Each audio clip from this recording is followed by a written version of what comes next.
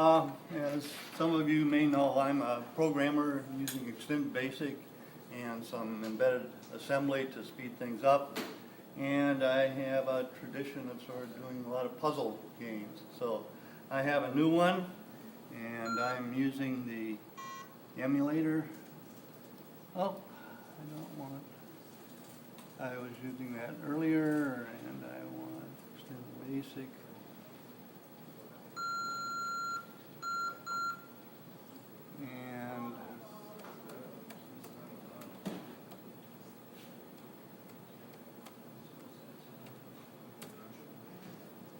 And many years ago, I found a website with a lot of puzzles. Now we're going to have to sit down to be on the camera and have the screen on the camera too. And I found them very enjoyable, and I looked at them and I saw those would be things that would be easily implemented in TI Extended Basic because the graphics were not very challenging. And let's run this.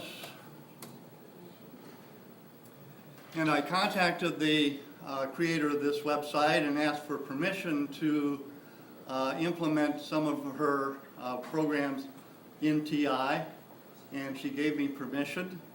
And so this first one that I've done here is called Tilt Mazes. And you may notice that I chose to emphasize a couple of letters of tilt more than might have been necessary. These mazes have a single goal in mind. The creator is somebody called Andrea Gilbert. She lives in the UK, and her website is www.clickmazes.com. Now, some of you may be, well, first of all, the puzzles on that site are mostly implemented as Java applets, and many of you may know that the various web browsers are not supporting Java applets anymore. And I ran into this back in the early part of this year when I went to this site and came up with, I was using Firefox, and it said that this is an applet, and it says, do you want to continue? And I said yes, and everything was fine. And then about in May, I believe it was, I needed to check something in connection with writing this program, and all of a sudden Firefox said this is an applet, and basically saying we don't support this anymore, and so you're out of luck. And I checked other browsers of the same story.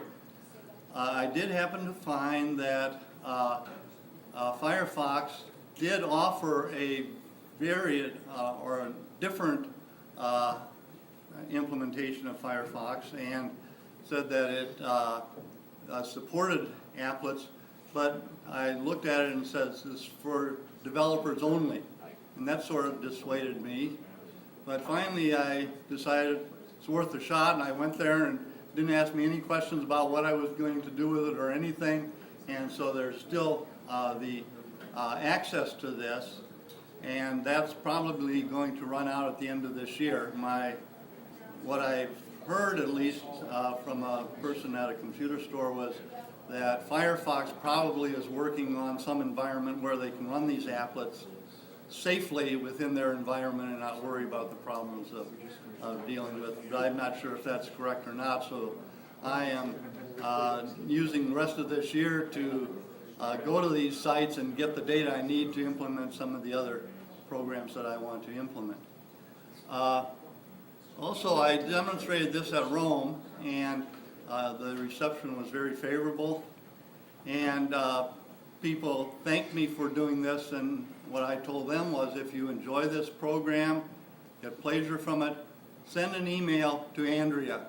She's the one that created this. It's the content of this program that gives you pleasure, not my implementation. I just took something that I saw and put it into a different form. And her email is andrea@clickmazes.com. Used with permission. I did the programming in TI Basic with, again, support from assembly to speed things up. The documentation basically is very slight.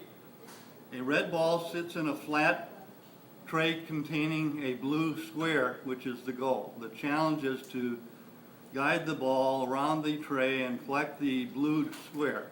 Tilt the tray to literally start the ball rolling. The ball rolls in a straight line until it hits a wall, and you can then tilt again. And that's again directly from Andrea's website, the same directions that she has on her website. I didn't see any need to change anything. And since the TI is largely, in many cases, a menu-driven system, I chose that implementation for giving you the possibilities. There are 14 different mazes. For example, the first one, S5A, S for single goal, 5A, 5 for the size, 5 by 5 maze. The largest are 10 by 10, as you see, and there are 14 of them.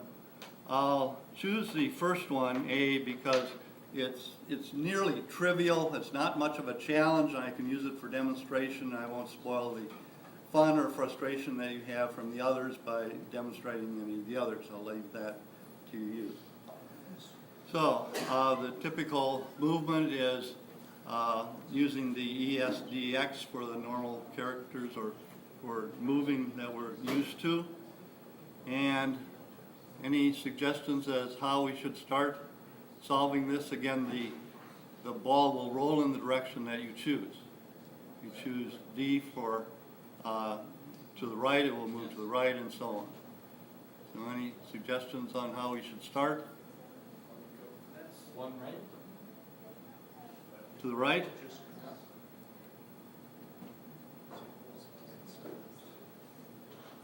Down.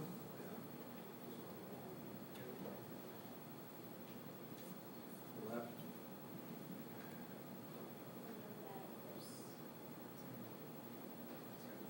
Up. Right.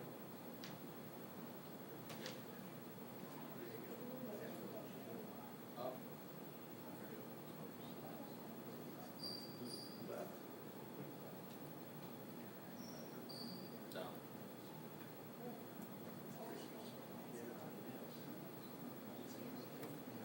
Got it. Very cool. So that one's very simple. The ones beyond this are rather challenging.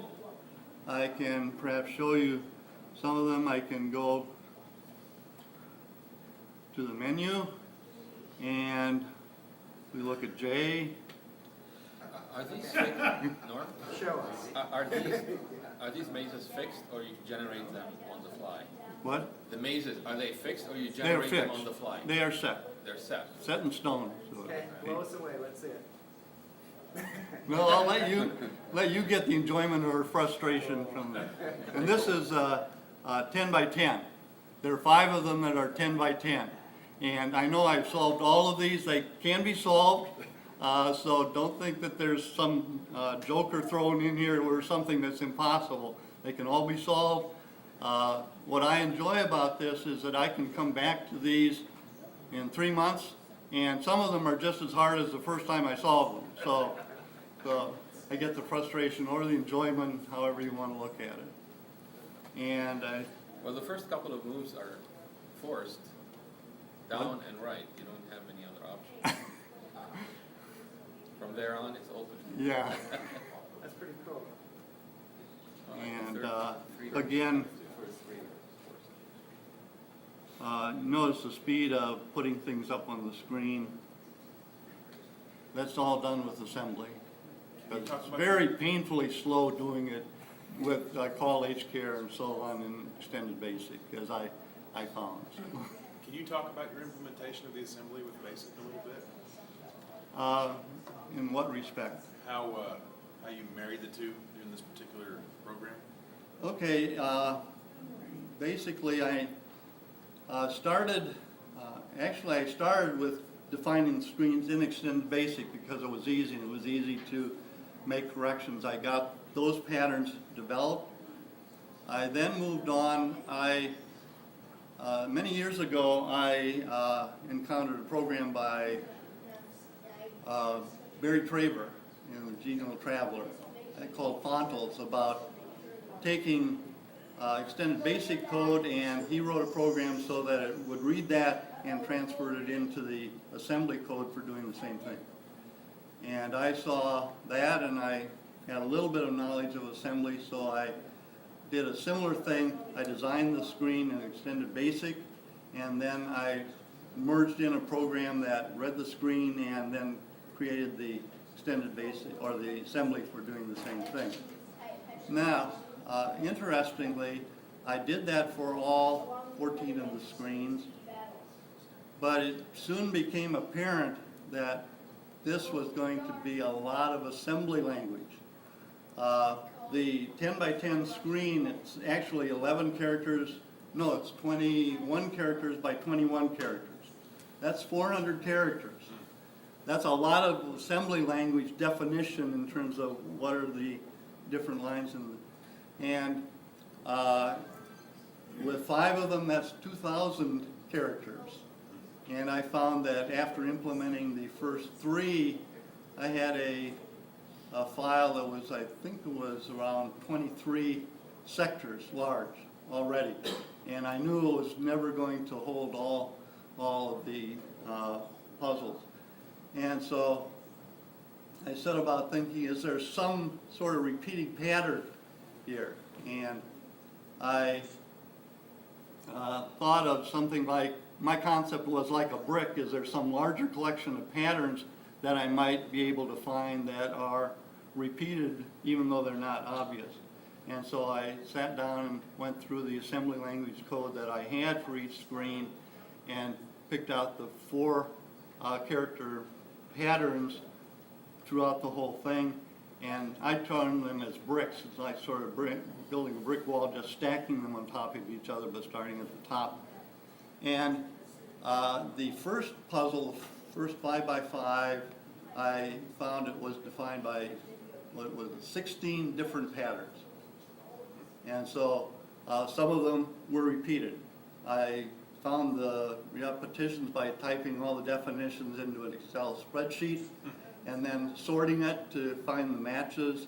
And so the first puzzle had 16 4-character blocks that I could use repeatedly. And the next one, I think, added about 3 more. So I was up to 19. And by the time I got through all 14 of the puzzles, I had only 39 of these different patterns that defined everything for all the puzzles. So then it was just a matter of defining those, setting them up in memory, and then setting up a list of starting here, what's the first block of 4 characters, and the next one, next one, next one. So I had to generate a little code to figure out how to do that. I was starting from scratch, but I figured it out. And thinking back at it, I did it rather foolishly. What I should have done was take a 1 square. Basically, all these patterns are areas of the screen that on a smaller size would be 1 character each, but each of those is 2 characters, or 4 characters, 2 on top of 2 others. And defined in that way, I think you can define the whole screen based on 3 different characters. And so that's what I'm going to do from here on. But it was a learning process, and there were a lot of interesting things that happened. Yeah. I don't know how helpful that is. No, that's a lot. That's a whole lot But of work. it was a lot of work. Yeah, absolutely. And I think I considered the other 2 over 2, but that's not as easy as in a single command, because you have 4 characters in an assembly. You just, where's the data stored, how many characters to write in VMBW, and you're off and running. And so the other one was more involved, but I knew how to do it, but it just wasn't smart enough to do it the first time. But from now on, a lot of the other things I have in mind are the same sort of framework. Very good. So how would we, And- where would we find the program? What? How would we get the program? Well, I just discovered this week that there is a slight bug in the program. And It comes when you solve the puzzle and then go to either go to the memory, to the menu or to restart. You have to press the required key twice to get it to go back. So there's a bug there and I haven't quite figured out how to. If anyone wants it, if you have a USB memory stick or whatever, I'd be happy to give you a copy of it. I will make it available on Waleed's site, the game shelf. Maybe on Atari Age 2. I'd have to get some, not sure how to do that, so, We can. but with some, okay. So when did you consider it complete? I mean, is this something you just finished? I finished it the day before the meeting in Rome. How about that? Wow. I look forward to playing it. Yeah, again, the last ones, I haven't solved them since a long time ago when I did solve them. So it's gonna be new to me, but again, many of them, if you get away from it for a while, go back to it, it's probably nearly as challenging as it will be the first time. I did run into somewhere a suggestion that it might be helpful to draw out the maze on paper and then do it on paper. I'm not sure about that. Another thing is, it also helps to work backwards from the goal. And you can do that to a certain extent, but it's a little bit tricky. It's not always as easy as you might think. You can write an algorithm to do that for you. There was a suggestion in Rome that I put in a counter to count the number of moves, or more precisely probably should be called tilts. But I didn't do that because that was not in the original that I took this from. And the value that I see in the fact that if you do solve it and there's a simpler way to solve it, it might give, but I don't have that information. Yeah. I'm going to contact Andrea and see if she has that available. I do not trust myself to be able to, the first one I know, that's solid, but beyond that, I don't trust myself to be able to figure out the absolute shortest solution to this. Even just a simple counter to count the moves, even if you didn't know the simplest solution, that would Yeah, at least give you but- some starting point. Right. That might be not be fun for high score stuff, you know? Yeah, you could save it and do it yourself again to see if you can beat your score. Sure, yeah, yeah. Is that what you were talking about? Yeah, or, you know, Yeah. challenge somebody else to beat your score. Yeah, that would be an easy thing Around to. here. I would be just satisfied to actually complete one. Yeah, even before the presentation, I distributed this to some people in Rome, and they were sitting there getting frustrated by how hard the third and the fourth one were, and suddenly they got inspiration. So, There's a ton of replay value in these kind of games, too. yeah, yeah, I have some others. There are also some with multiple goals. There's this maze, and then there's several blue squares, and you have to clear them all. And if you start clearing them the wrong way, then you could never get the last one. So it's very similar. There are 13 of those, and I think I have a plan of attack on how to do that, but I'm going to have to look at the assembly of language a little bit more and working with sprites in this. So. But that's one of the next things on my agenda, and I have some others as well. So it's just a matter of finding the time to do that. But unless there are any other questions, I think that's all I need to say. Very cool. Al, Thanks, one more. is it Um, for a group photo? I think after lunch, when a few more people Well, then may show up. everybody is disappearing. Oh, no. Now everybody is here, so. Well, here's what we're gonna do. We're gonna take a 30-minute break for lunch, just 30 minutes. Exactly at a quarter, you see the clock back there? It says a quarter to 12. At a quarter after 12, we start the program again, and the first thing we're gonna do is everybody's gonna get back and we're gonna take a picture.